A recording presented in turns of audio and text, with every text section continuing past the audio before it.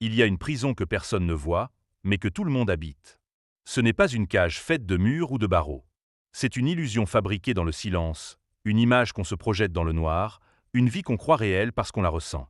Mais ce n'est pas la réalité. C'est un rêve. Frelit. Imparfait. Fugitive. On croit que l'imagination est liberté. Mais si elle n'est pas maîtrisée, elle devient une dictature. Elle nous montre une version du monde qui n'existe que dans notre tête. Elle colle des filtres sur les faits. Elle colore les peurs. Elle déforme les visages. Elle t'attache à des gens qui ne sont pas là, à des avenirs qui n'arriveront pas. Et tu marches, yeux ouverts, dans un décor que tu inventes. Tu te perds dans tes propres mirages. Les stoïciens nous l'ont appris. Ce ne sont pas les choses qui nous font souffrir, mais le jugement qu'on leur associe. Tu crois qu'elle t'a blessé? Non, c'est ce que tu penses de son absence qui te blesse. Tu crois que tu échoues?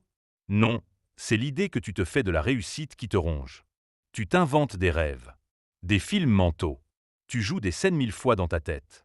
Elle revient, elle te regarde, elle dit ce que tu veux entendre. Tu gagnes, tu brilles, tu te relèves. Mais quand tu ouvres les yeux, il n'y a rien. Juste toi. Juste la réalité. Freud brute new.